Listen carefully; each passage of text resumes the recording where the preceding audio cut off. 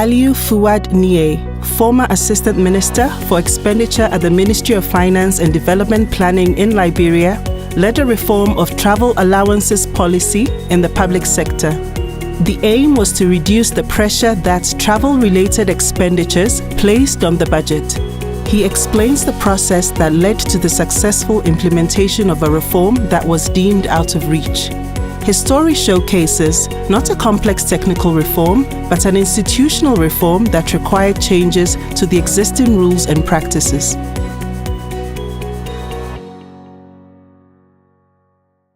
Liberia, we had a problem of high expenditure, increasing expenditure in foreign travels. We would perennially be faced with this problem of ministries and agencies running down their foreign travel budgets and requesting the Ministry of Finance to provide resources for very important travels. There was real strain on the government's budget.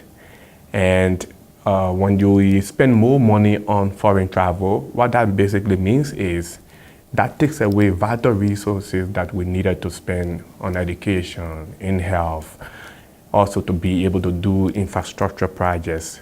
Those who actually benefit from from the reform, from the current policy, are actually those who had to go and confront to get them to change the policy. Senior officials of government and other people who were making these trips saw the huge payouts that they got from travels abroad as additional incentive for the position that they occupy. There was also an element of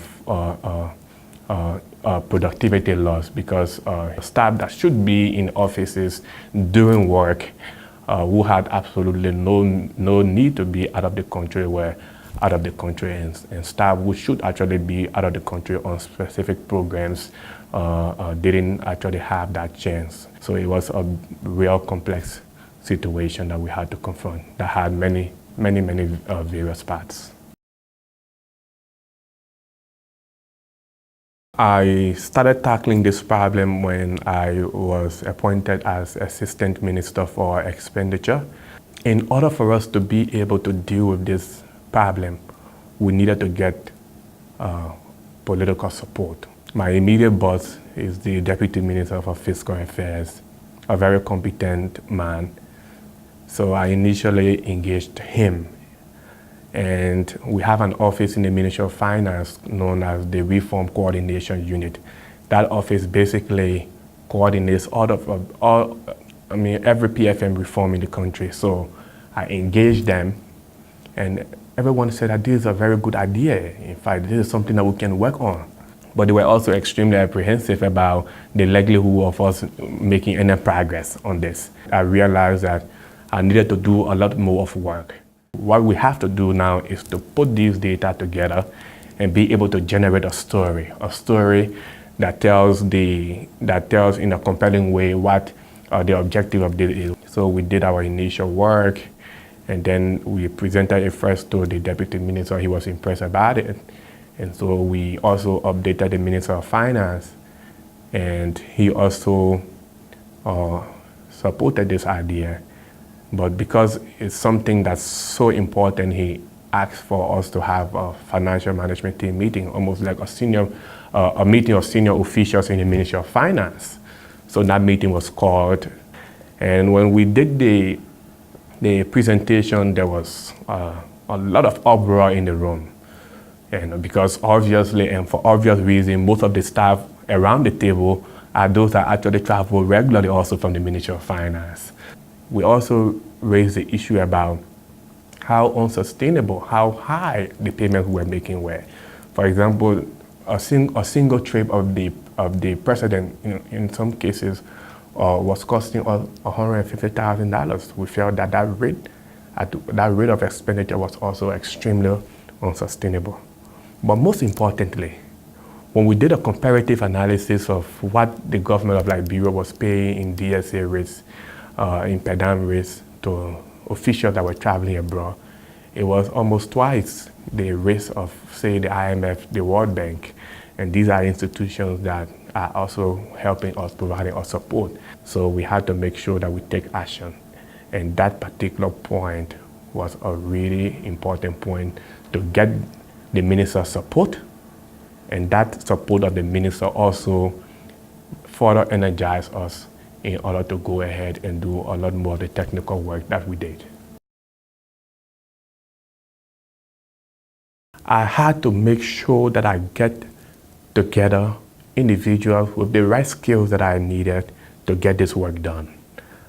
I got someone from the IFMIS unit. The IFMIS is the Integrated Financial Management Information System, which is a repository of all of our financial transactions. So the individual I got from IFMIS basically had to run the system and get us all of the information on travel expenditure dating as far back as 2-3 years. Then I had to get someone from the reform coordination unit. That person was our own guardian in basically working with other bilaterals and other countries to get us the data we needed to do the comparative. I had to get someone from cash management unit. The cash management unit monitors the expenditure of the current budget. So with that person, we got all of the information we needed in order to ensure that we have quality information on what government expenditure was in terms of foreign travel. With that team, we had our inception meeting, and when we set out our work plan in terms of what we needed to do, what sort of data we needed, I had to basically reach out to them almost every day. And because we are all in the same ministry, it was easy reaching out to them, following up with them in terms of getting the data, and then allowing the entire team to go with me to the senior management team meeting to do the presentation. Because we were able to put the data together, to analyze them, to tell a story that was convincing to the minister. Each time we did these things, we were able to also build some level of commitment within the team and motivation. Because in many ways, team members now saw that their effort would actually lead to something very positive for the country. It was not just about reducing the rate. It was also about bringing in greater accountability in the way government per diem rates were. Unlike before, there would be a lump sum rate given to officials on travel abroad, and that covered hotel accommodation and per diem. We felt that that was the wrong approach. So we had to now, in new policy, break that up and then have an accommodation rate and a per diem rate.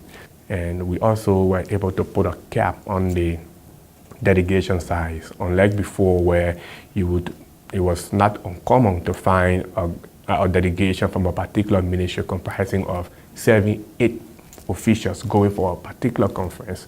We had to cap that down to a maximum of 3.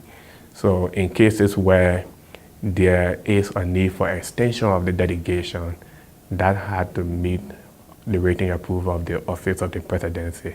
We also had restriction of the number of days for which government DSA would be paid.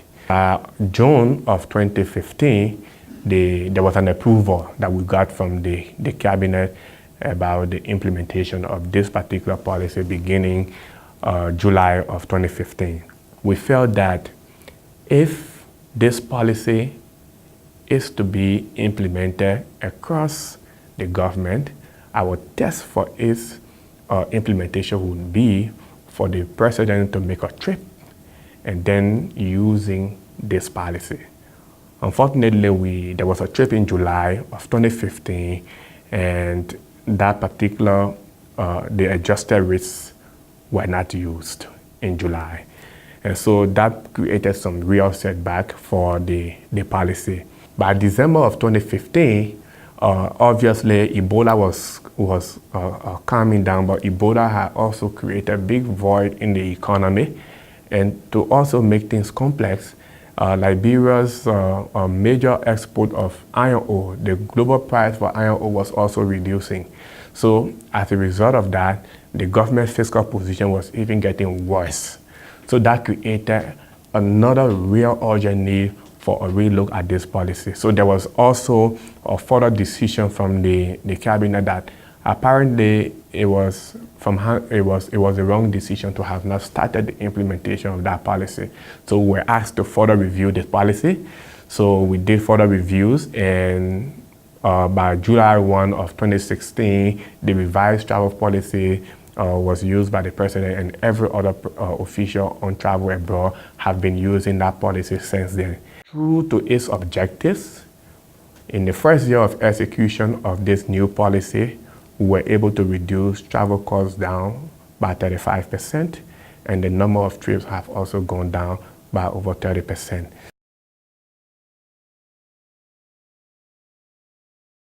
We've already shown that in order to reduce the cost of the recurrent budget, you don't do so by reducing the budget line. And that's the powerful message that comes out of this reform. You don't reduce budgets, you don't create fiscal space in recurrent budget by reducing budget lines. You do so by reforming policies. So there has been a lot of efforts in terms of looking at policy restrictions on other areas, in terms of vehicle maintenance, in terms of vehicle ownership, in terms of personnel, in terms of both fee payments from SOEs, in terms of communication allowances. So there has been a lot of other efforts in other areas. Challenging the status quo in our PFM system is uncommon. I feel so good about taking on really challenging tasks. That's why I'm in PFM.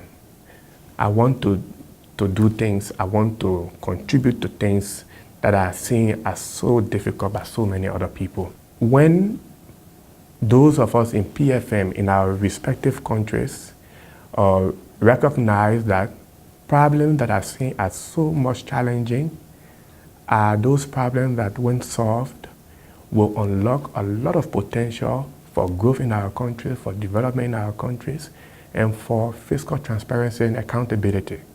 And that's exactly what I feel so, that is exactly why I feel so good about this particular reform. It is good to try, to push. Once you push harder, you may be able to succeed.